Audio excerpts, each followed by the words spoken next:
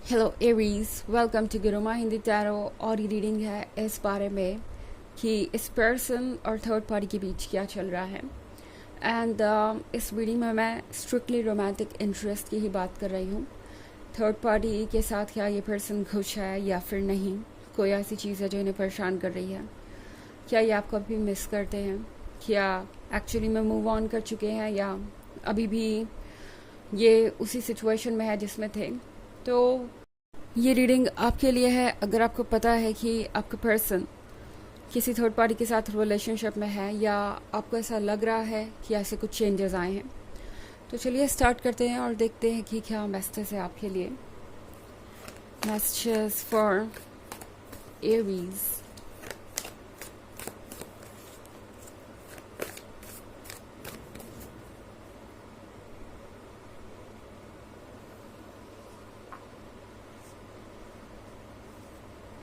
Two of Wands,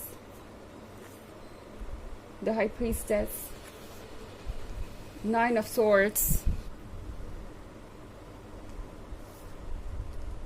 Temperance, the Tower.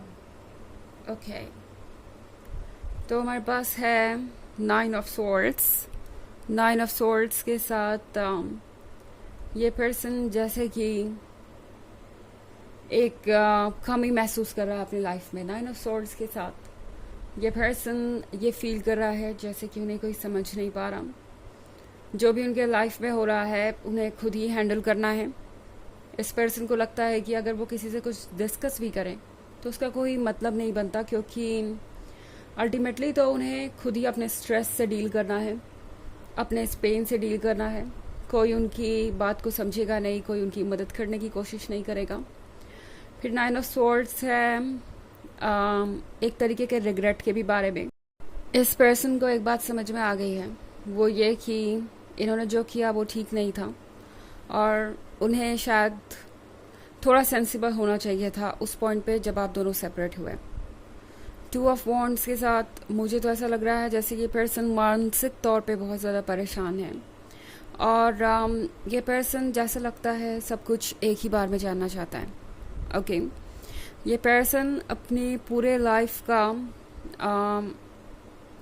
रास्ता देख लेना चाहता है। मतलब एक बार में ही ये पर्सन सब कुछ जानना चाहता है कि आगे क्या होने वाला है क्या नहीं। और इनके रिलेशनशिप में जो भी प्रॉब्लम्स है वो दूर होंगी या नहीं। जो भी ये थर्ड पार्टी है उसके साथ ये पर्सन खुश नहीं है। Okay, and two of wands एक तरीके के स्ट्रगल को भी दर्शाता है। अपने मानसिक हालातों से ये पर्सन इस वक्त लड़ रहा है। लाइक इनका दिमाग इनसे बार बार कह रहा है कि इन्हें अपनी फीलिंग्स की तरफ ध्यान देना चाहिए, इन्हें उन चीज़ों की तरफ ध्यान देना चाहिए जो इन्हें परेशान कर रही हैं।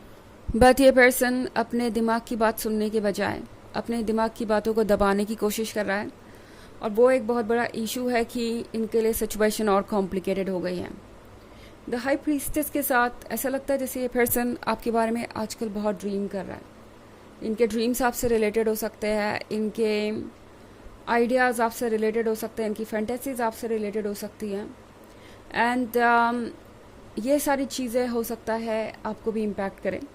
ऑफ कोर्स ये एक तरीके की एनर्जी है, इस लॉन्गिंग में भी एक तरीके की पावर है जो आपको अपनी तरफ खींच सकती है। तो द हाई प्रीस्टेस के साथ ये पर्सन पहले से काफ़ी ज़्यादा समझदार भी हो गया है। उन्हें ऑलरेडी इस बात का अंदाज़ा हो गया है कि जो चेंजेस उनके लाइफ में आए वो एक्चुअली उन्हीं की वजह से आए, क्योंकि अब ये चेंजेस इस पर्सन को अच्छे नहीं लग रहे हैं। ओके, और हाँ, एक और चेंज भी यहाँ आ रहा है। टेम्परेंस का कार्ड है टावर से पहले। तो ऐसा लगता है जैसे ये थर्ड पार्टी अब धीरे धीरे खुद को रिवील करने लगी है। अभी तक तो ये थर्ड पर्सन काफ़ी अच्छी तरीके से अपनी पर्सनालिटी को छुपा रहा था, अपने इंटेंशंस को छुपा रहा था। काफ़ी स्वीट चीज़ें नज़र आ रही थी। लाइक इस थर्ड पार्टी के साथ तो सब कुछ परफेक्ट है, सब कुछ अच्छा है। बट अब धीरे धीरे चीज़ें चेंज हो रही है। इनफैक्ट द टावर मूवमेंट के साथ हो सकता है इस थर्ड पार्टी के बारे में आपके पर्सन को कुछ ऐसा पता चला हो जिसको एक्सेप्ट करना आपके पर्सन के लिए बहुत मुश्किल हो रहा है। ऐसा लग रहा है जैसे कि कोई शौक ही लग गया हो, कोई ऐसी बात हो गई हो जो बिल्कुल ही अनएक्सेप्टेबल हो। आपका पर्सन इस बारे में सोच भी नहीं सकता था। जब उन्होंने इस थर्ड पार्टी को देखा था तो उन्हें लगा था कि वो उनके लिए सूटेबल है, या कह सकते हैं जब शुरुआत हुई थी इस रिलेशनशिप की तो आपके पर्सन को लगा था कि ये थर्ड पार्टी उनके लिए बेस्ट है और आगे सब कुछ अच्छा ही चलेगा। बट अब टावर के कार्ड के साथ जो पर्सनालिटी सामने आ रही है, जो छुपा हुआ साइड था अभी तक, वो जब सामने आ रहा है तो ये पर्सन काफ़ी घबरा गया है और सोच रहा है कि उन्होंने ऐसी गलती कैसे कर दी, क्योंकि 9 ऑफ सोर्ड्स लिटरली एक स्ट्रॉन्ग रिग्रेट के बारे में है। तो इस पर्सन को पछतावा तो है।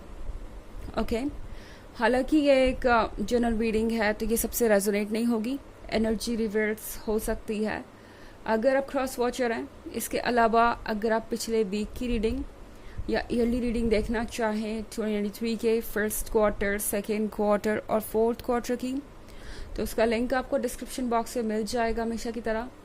चलिए आगे बढ़ते हैं और देखते हैं और क्या मैसेजेस है आपके लिए।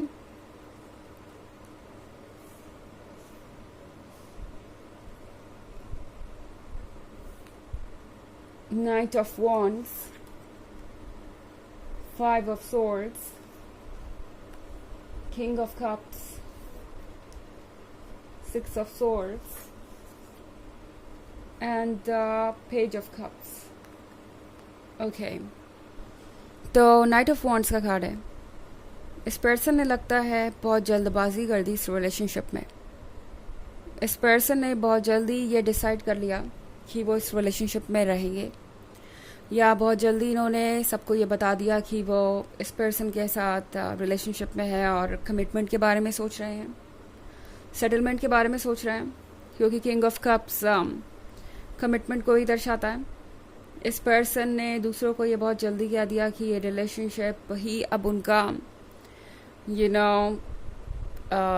फाइनल रिलेशनशिप है, लाइक हमेशा वो अब इसी पर्सन के साथ रहेंगे। एंड अब ये पर्सन थोड़ा सा परेशान है। ओके, 5 ऑफ सोर्ड्स के साथ अपने हालातों के साथ लड़ रहे हैं। ऐसा लग रहा है जैसे ये पर्सन कॉन्टिन्यूसली चीज़ों को हैंडल करने की कोशिश कर रहा है। जो भी चैलेंजेस इस रिलेशनशिप में आ रहे हैं उससे डील करने की कोशिश कर रहे हैं। ये बहुत सारे सोर्ड्स है इस रीडिंग में, तो हो सकता है ये कोई एयर साइन हो, हालांकि ये इतना इम्पोर्टेंट नहीं है क्योंकि ये एक जनरल रीडिंग है बस। तो अब इस पर्सन को लग रहा है जैसे कि उनकी शक्ति ख़त्म होती जा रही है इन चीज़ों से डील करने की या लड़ने की। एक के बाद एक चैलेंजेस आते जा रहे हैं इस थर्ड पार्टी के साथ, और आपका पर्सन कोशिश ज़रूर कर रहा है कि वो अपने वादे पे टिका रहे, ये जो रिलेशनशिप है ये वर्क करे ही, और वो किसी तरीके से इस रिलेशनशिप में कंटिन्यू करें।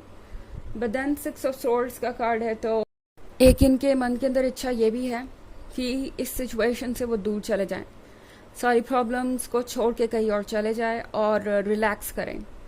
तो ऑलरेडी इनके और थर्ड पार्टी के बीच वो सिचुएशन आ चुकी है जहाँ पे इन दोनों को लगता है कि शायद अब कुछ समय अकेले बिताना ज़रूरी हो गया है, क्योंकि एक दूसरे की कंपनी में ये दोनों क्लियरली सोच नहीं पाते, एक दूसरे को जज कर रहे हैं, एक दूसरे को ब्लेम कर रहे हैं, और स्ट्रांग होने के बजाय ये रिलेशनशिप अब एक ऐसे मोड पे आ गया है जहाँ पे इसको कंटिन्यू करना भी मुश्किल हो गया है। ओके, पेज ऑफ कप्स के साथ आपका पर्सन सोच रहा है कि आखिर उनसे गलती कहाँ हो गई।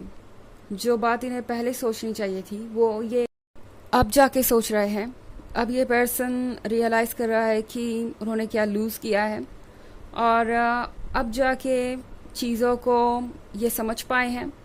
एंड अब इन्हें लगता है कि ऑलरेडी बहुत लेट हो चुकी है, तो जिस सिचुएशन से वो निकल गए। 6 ऑफ सोर्ड्स उनके जाने के बारे में है इस रिलेशनशिप से। मैं बात कर रही हूँ आपके और उनके रिलेशनशिप की। तो अब जब वो एक डिसीजन ले ही चुके हैं, आपसे दूर आ चुके हैं, तो अब कुछ बदल नहीं सकता और वो अपने इस डिसीजन को चेंज नहीं कर सकते, तो उनके लिए आगे बढ़ना ही बेहतर होगा। यही बात ये पर्सन फील कर रहा है। चलिए देखते हैं आपके लिए ऑरेकल मैसेज क्या है।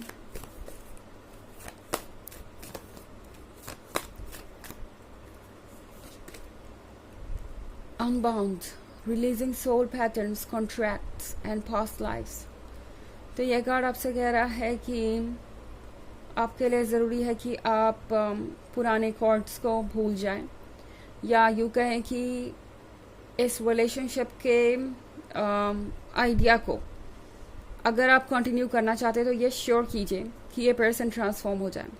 तो ये अनबाउंड दो तरीके से आप इंटरप्रेट कर सकते हैं अपने डिसीजन के अकॉर्डिंग।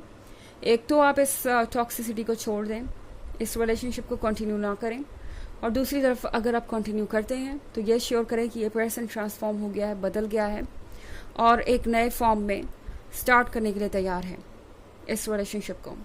तो ये रीडिंग थर्ड पार्टी और उनके सिचुएशन के बारे में। आई होप आपको अच्छी लगी होगी। Thanks for watching. Till next video, bye.